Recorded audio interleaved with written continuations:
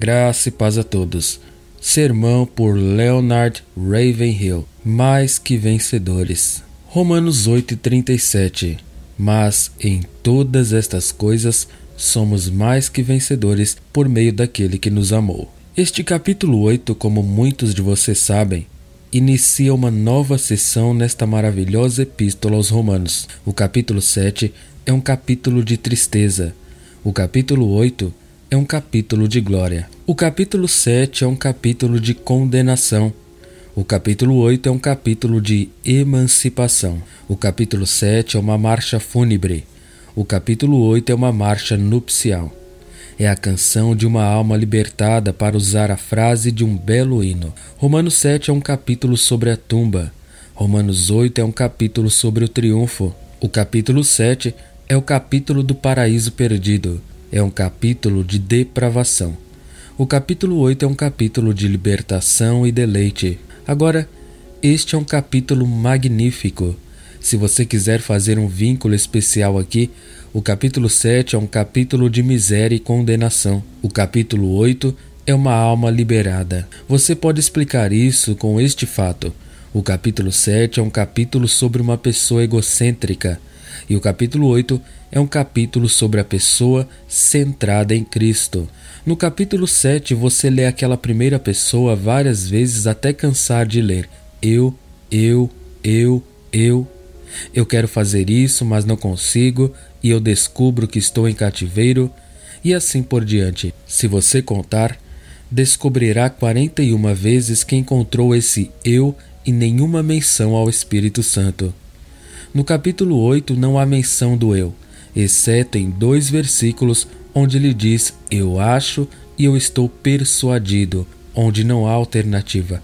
Mas a diferença no capítulo 8 é que há toda a menção do mundo sobre o Espírito Santo. 19 vezes o Espírito Santo é mencionado. Portanto, agora nenhuma condenação há. Então o capítulo começa nas alturas, não há condenação. E termina, não há separação. O que nos separará do amor de Deus? Mas não diz que não há tribulação. Na verdade, marca a tribulação para nós com muito cuidado. Um homem miserável e preso ao pecado no capítulo 7 e sem o Espírito Santo. Um homem liberto no capítulo 8 e repetidamente ele presta homenagem ao Espírito Santo de Deus. Esta é uma palavra de Deus incrível. Aqui está um homem falando sobre emancipação. Ele está falando de um indivíduo que tem sob seus pés o mundo, a carne e o diabo. Chegaremos a isso um pouco mais tarde, mas ele diz, em todas essas coisas. E não deixa você preencher os espaços em branco. Ele os preenche em si mesmo. Eu amo ler o apóstolo Paulo. Você sabe por quê? Ele iria sair e esnobar o diabo. O diabo nunca pressionou o apóstolo. Ele empurrou o diabo. Vou adivinhar que, quando Paulo morreu, eles tiveram feriado de meio-dia no inferno.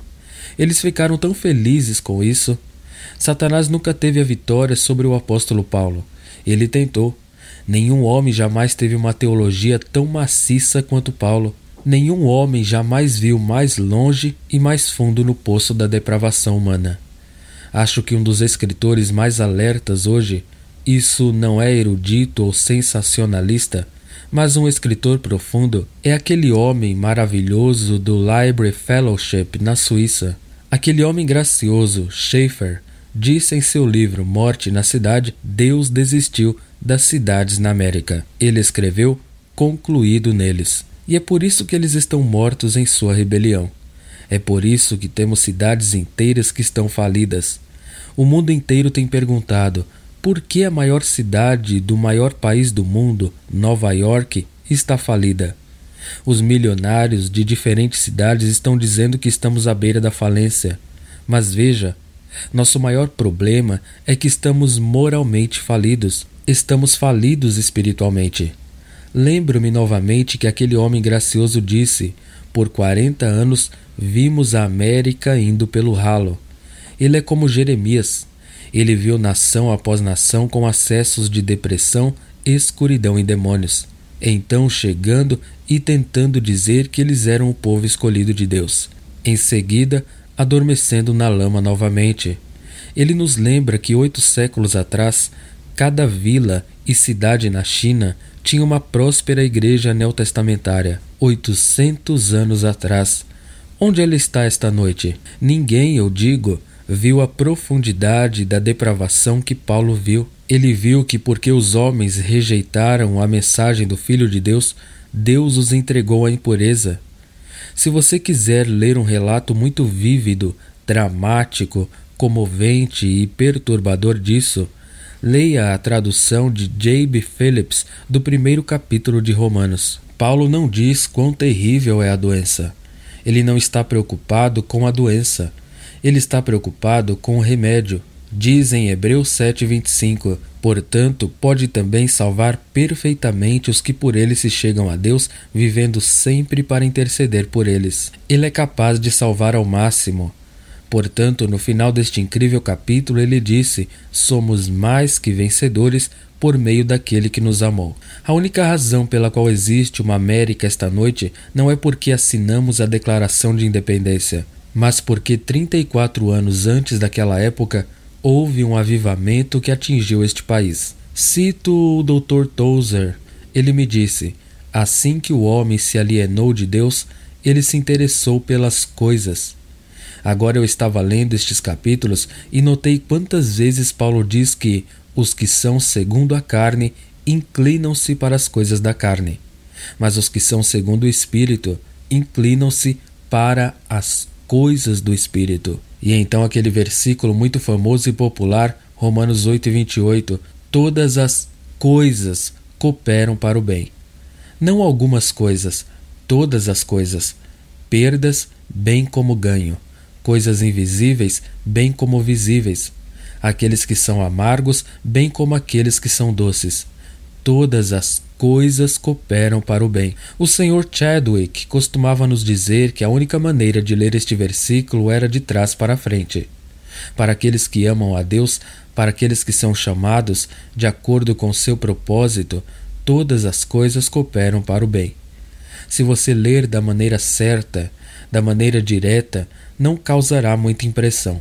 Mas se você ler de trás para frente, para aqueles que amam a Deus, todas as coisas cooperam para o bem.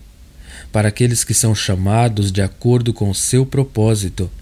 Agora versículo 31. Que diremos a estas coisas?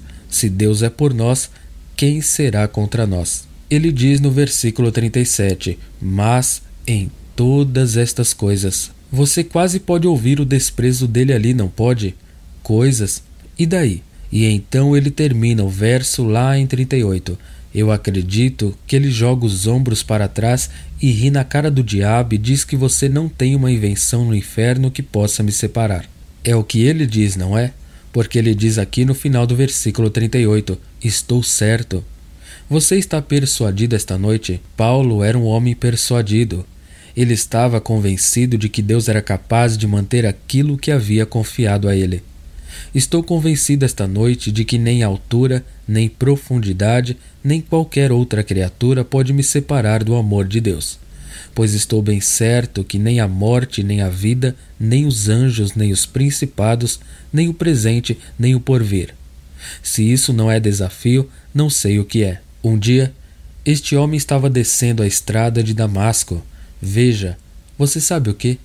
Um homem com uma experiência nunca está à mercê de um homem com um argumento. Ele estava descendo a estrada de Damasco, respirando ameaças. Ele carregava documentos que diziam que ele poderia matar qualquer cristão que quisesse. É exatamente o que o mundo desajeitado, cego e falido em que você e eu vivemos fez.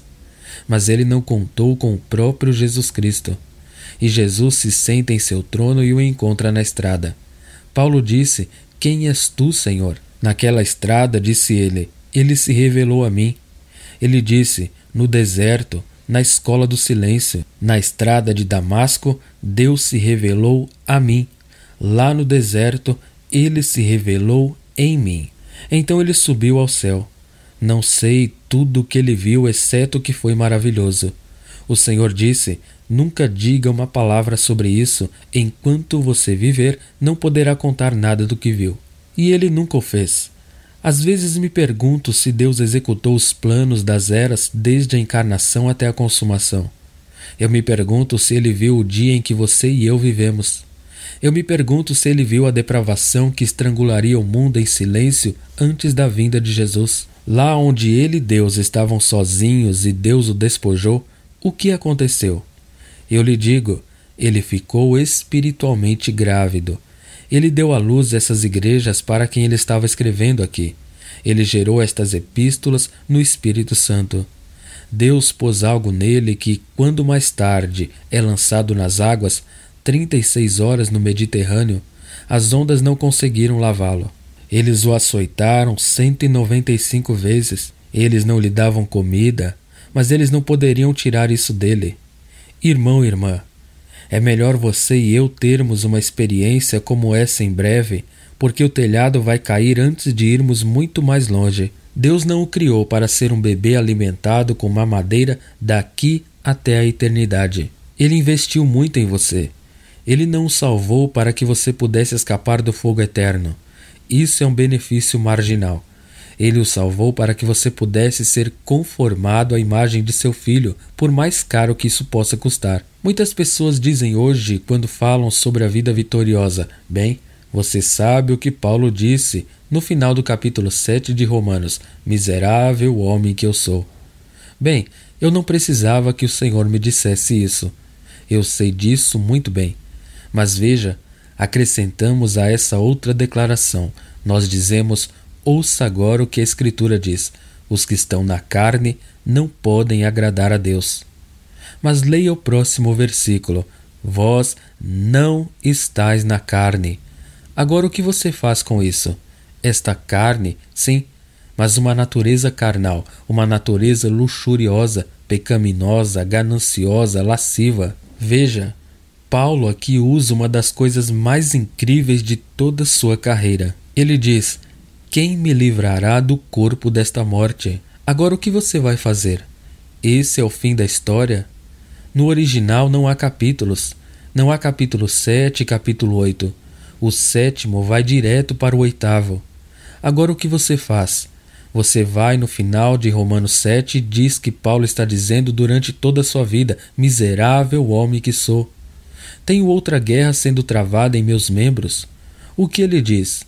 Ele diz, quem me livrará do corpo desta morte?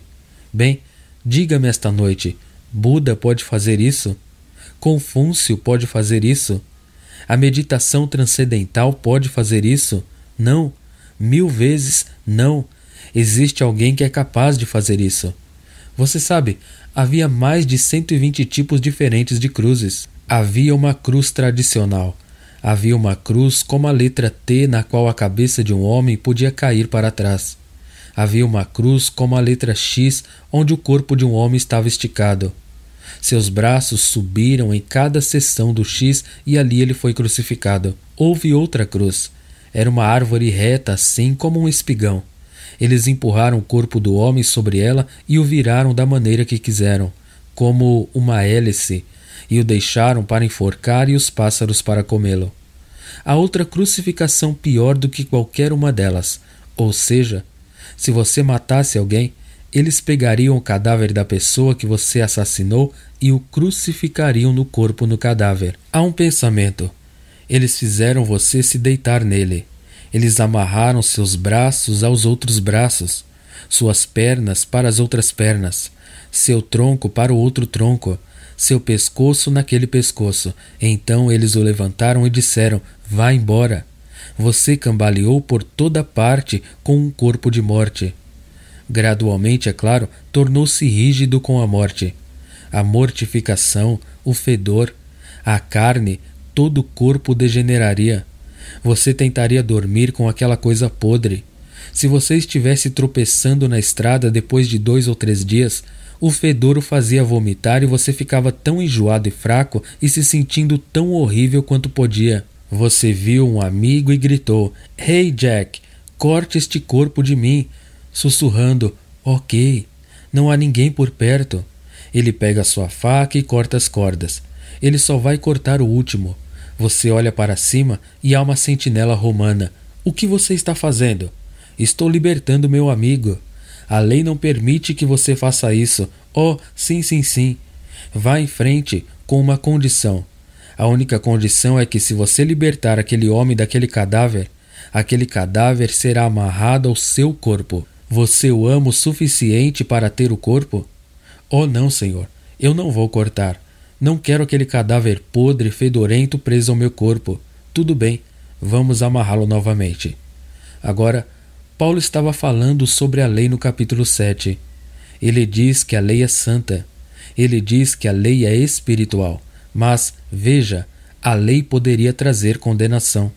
Poderia apontar o pecado, mas não poderia expulsar o pecado. A lei pode libertá-lo? Não. Quem me livrará deste homem miserável? Quem me livrará do corpo desta morte? Ele diz que não há fim para isso, mas então ele diz, sim, há, graças a Deus por Jesus Cristo, meu Senhor.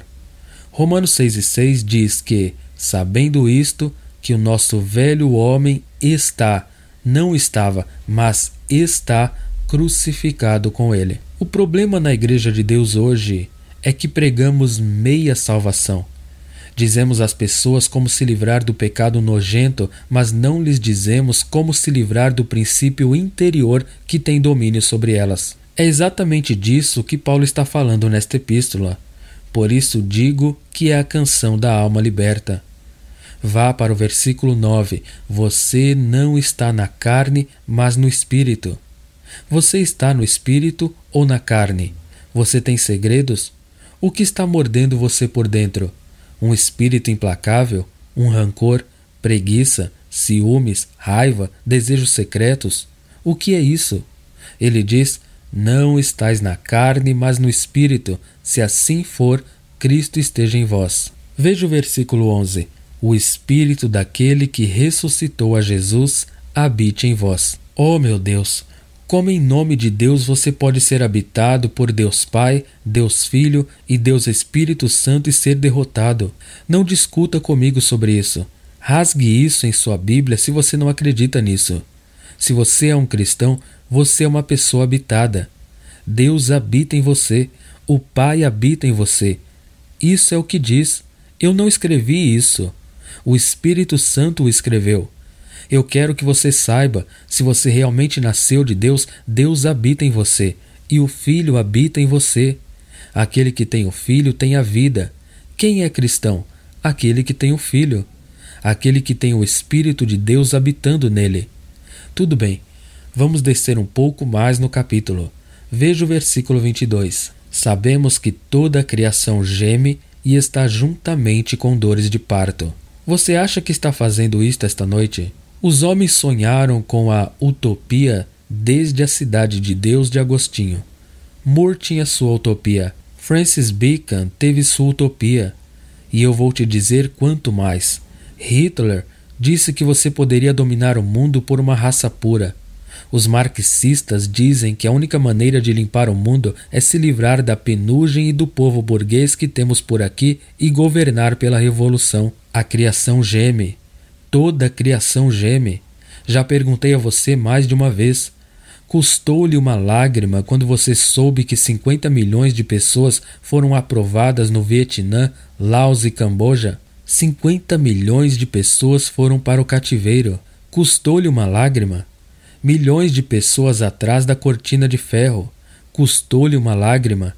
Ou você ainda está ensaiando o seu número de coral para domingo? Sim, acredito que cada terremoto que temos é um sinal de toda a criação gemendo. A criação geme. Você notará o que Paulo diz um pouco mais abaixo, no versículo seguinte, versículo 23, que nós, não apenas a criação, mas também nós mesmos, temos as primícias do Espírito. Se você tem as primícias do Espírito, aqui está a prova de que você as tem. Que você geme dentro de si. Depois que o Espírito Santo entra e ele conhece a mente de Deus e ninguém além do Espírito, o Espírito sussurra o segredo de Deus para você. Algumas noites você é como a mulher que quer se livrar de alguma coisa. Não é hora e você geme dentro de si. Eu vou te contar o segredo para conseguir um avivamento na igreja. Encontre meia dúzia de pessoas que sabem gemer. Você não terá a mesma igreja em um ano. Você não pode aprender a gemer exceto pelo Espírito Santo. É a escola do Espírito Santo. Se você acha que isso é incomum, então veja o versículo 26 em que ele diz: da mesma forma, o Espírito ajuda as nossas fraquezas, porque não sabemos o que havemos de pedir como convém, mas o mesmo Espírito intercede por nós com gemidos inexprimíveis. E o versículo 27, o Espírito, porque intercede segundo a vontade de Deus. Agora, tenho ouvido pessoas dizerem que orar com gemidos significa orar em línguas. Não é nada disso, porque se fosse, Deus o diria. E está além disso. A maior linguagem de oração não tem vocabulário. As maiores orações da Bíblia não têm palavras. Você se lembra de Ana? Como ela orou? Até o homem de Deus, o sacerdote Eli, achou que ela estava bêbada. Ela gemeu, ela deu à luz, ela era estéril. Sugiro a você que, com todas as lindas pequenas conferências que temos agora sobre o Espírito Santo e todo o resto, somos um povo estéril diante de Deus. Não temos avivamento na terra. Mas vou lhe dizer uma coisa: quando o Espírito Santo vem e começa a sobrecarregar as pessoas, é muito difícil aprender a verdadeira linguagem da intercessão. Mas o Espírito ajuda as nossas fraquezas. Vamos chegar a este versículo aqui por 1 minuto ou 2. Em todas estas coisas, ele as menciona. Organize-os quando for para casa, sim? Tribulação, angústia, fome, perigo, nudez, espada, perigos das profundezas e assim por diante. Você descobrirá que algumas são coisas que atacam o corpo. Algumas atacam a mente, algumas atacam o espírito. E ele diz: em todas essas coisas. Não há área em sua vida em que, como cristão, se espera que você seja derrotado. Você diz: não posso ser perfeito. Você não pode? Tem certeza? Jesus disse no Sermão da Montanha: portanto, sede perfeitos. Ele disse a respeito de Jó ao diabo: reparaste no meu servo Jó? Ele é perfeito e reto. Ele estabeleceu um caminho para Abraão antes que o Espírito Santo fosse dado, como sabemos. E ele disse: ande na minha presença e seja perfeito. Você não pode ter perfeição adâmica em seu corpo. Você não pode ter perfeição mental. Você não pode ter perfeição, mas pode ter obediência perfeita. Cantamos a canção Perfeita Submissão. Tudo está em repouso. A única maneira pela qual você pode descansar é por perfeita submissão. Saber que não há rebelião em seu espírito em nenhuma área. Em todas essas coisas somos mais que vencedores.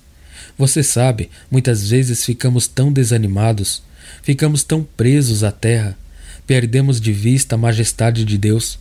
Nós nos esquecemos disto, que Deus marcou você como um filho de Deus. Ele vive em você. Seu Espírito habita em você. Cristo vive em você. E deixamos que o lixo ao nosso redor nos aborreça. Então ele diz em Romanos 8:33, quem intentará acusação contra os eleitos de Deus? É Deus quem justifica. Aqui está a sua força. Observe neste versículo novamente, versículo 34. Quem é que condena? É Cristo quem morreu. A morte de Cristo pode ser contestada? Então diz: ele ressuscitou e está à direita de Deus. A soberania de Jesus Cristo pode ser contestada? E no final do versículo diz: ele intercede por nós.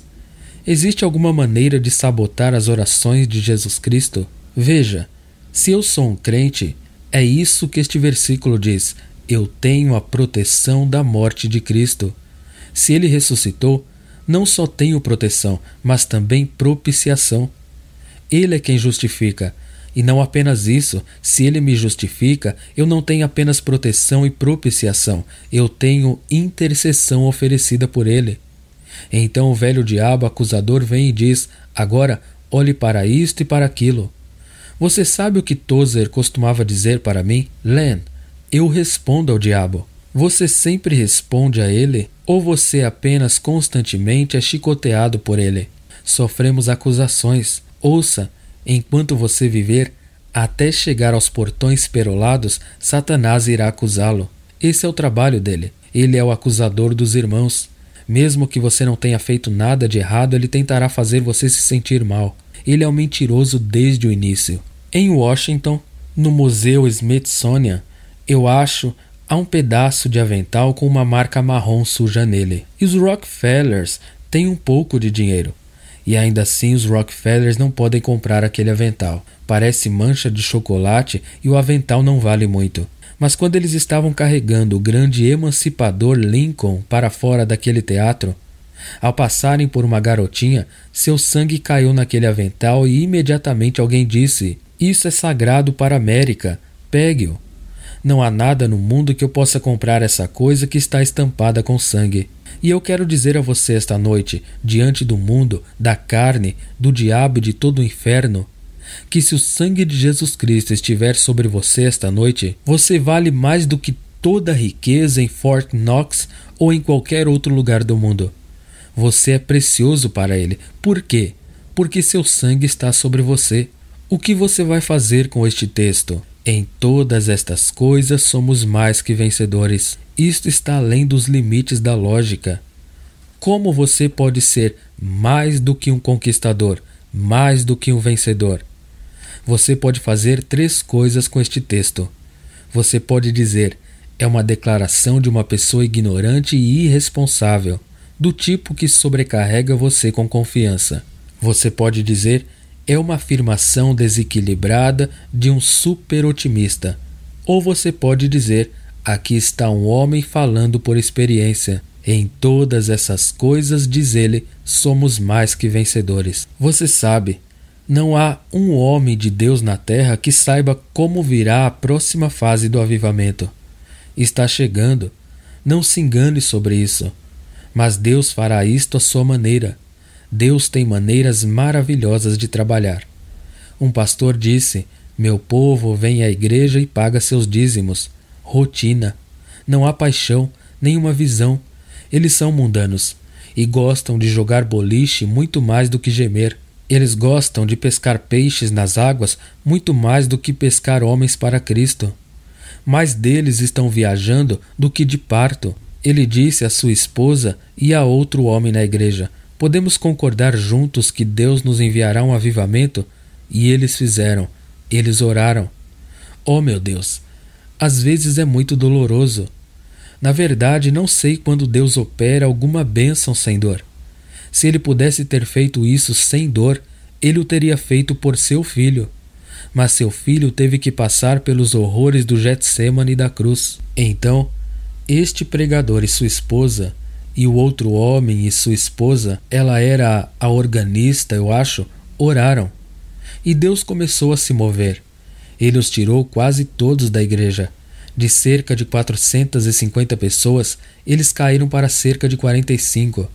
E eles pensaram: agora, Senhor, coloque um freio aqui. Vai parar aqui, não é? O Senhor disse: não, ainda não. E eles desceram até formar uma companhia muito seleta: o pregador, sua esposa, o diácono mais velho e a organista. 4 deles. Em vez de fechar o lugar, ele disse: continue orando. Excelente, Deus estava se movendo. Eles nunca lhe pediram para se mover dessa maneira, mas afinal, você pede para Deus se mover e ele faz. O pregador disse: 4 semanas preguei para 4 pessoas. Não demorou muito para pegar a oferta. Pela primeira vez a igreja estava unida. Então ele disse: Deus começou a virar a maré e eles começaram a voltar. As pessoas foram salvas. Agora ele tinha centenas de pessoas. Veja, o Espírito é tão maravilhoso. Como eu disse ontem à noite, ele é o Espírito da verdade e nos convence do erro. Ele é um Espírito de vida e condena de morte. Ele é um Espírito de poder e convence de fraqueza. Ele é um Espírito de alegria e convence da tristeza. E ele é um Espírito de amor. Eu vou te contar isso. Eu creio que esta noite, se a Igreja de Jesus Cristo, todo verdadeiro crente na América, tivesse o batismo de amor, a igreja estaria de volta aos negócios. O amor opera muitos milagres que a teoria, a filosofia e a teologia não funcionam. O fruto do Espírito é poder. Não. O que é isso? Ah, você sabe o que é. A primeira coisa, amor. Veja, nós temos a ideia de que você tem que ser ungido com o Espírito Santo para ser um missionário ou um pregador. Bem, isso é ótimo. Você deve ter isso. Deixe-me dizer-lhe sobre 3 coisas aqui. Veja, este homem diz que somos mais que vencedores. Você sabe, quando aqueles 3 filhos hebreus entraram em uma fornalha ardente, eles foram vencedores. Mas quando a forma do 4º, semelhante ao Filho de Deus, veio e eles saíram, eles foram mais que vencedores. Quando Daniel entrou na cova dos leões, ele era um vencedor. Mas quando o puxaram para fora e os obrigaram a mudar as leis dos medos e dos persas, ele foi mais do que um vencedor. Quando Jesus foi para a cruz, ele poderia ter dito algo e assim destruir todo homem que estava vivo. Ele poderia ter amaldiçoado essas pessoas como amaldiçoou a figueira. Mas ele manteve sua boca fechada. Quando ele foi para a sepultura com o pecado do mundo, ele foi um vencedor. Quando ele ressuscitou dos mortos, ele era mais que um vencedor.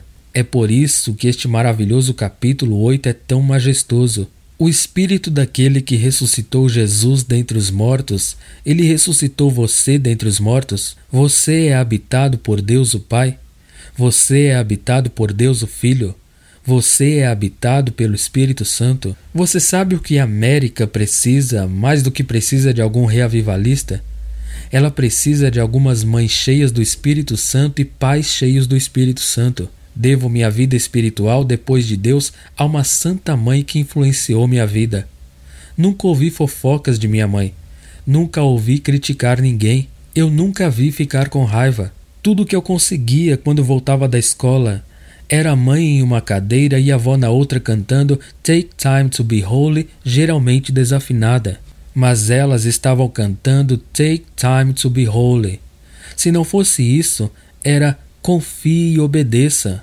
Eu nasci em um lar onde o pai era piedoso e a mãe era santa. As pessoas às vezes me dizem, sabe, sempre peço ao Senhor que me torne humilde. Vou lhe dizer como se tornar humilde. Vá para casa e sente-se diante de seus filhinhos.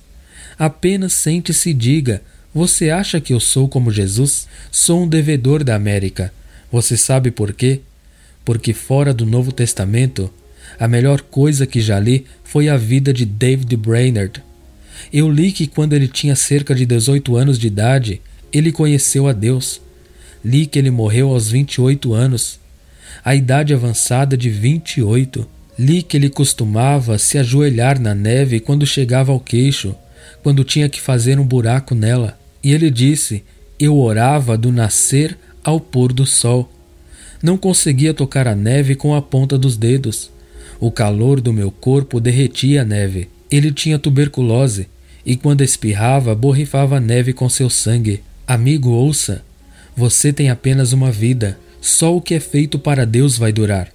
Quando você estiver morrendo, quão feliz você ficará se a lâmpada da sua vida tiver sido queimada por Ele. Então agora, morra para o interesse próprio. Morra para a opinião pública. Morra para a ambição. Deus não usa homens que vivem para si mesmos. Ele usa homens que estão mortos para si mesmos e vivos para Ele. Em todas estas coisas, onde está seu ponto de derrota esta noite? É falta de oração? É falta de amor? É autopiedade? Interesse próprio? Autoglória? Autopromoção?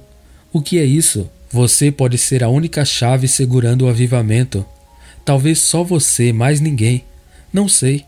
Eu quero te dizer, Deus pode acabar com todas essas coisas e você pode sair desta casa esta noite livre se você obedecer a Deus. Você pode ser mais do que vencedor pela habitação de Deus, pela habitação do Espírito Santo de Deus. Mas você terá que confessar. Eu não posso confessar isso para você. Se eu pudesse me arrepender por você, eu estaria lá agora me arrependendo por você. Eu não posso fazer isso. Você tem que fazer. Deus não pode fazer isso por você. Você tem que fazer. Seu arrependimento, sua humildade, sua busca sincera de Deus por aquele câncer no seio, seja o que for, trará a compaixão e o amor de Deus, a purificação no sangue e a habitação do Espírito Santo. Você é mais que vencedor. somos mais do que vencedores por aquele que nos amou. Amém.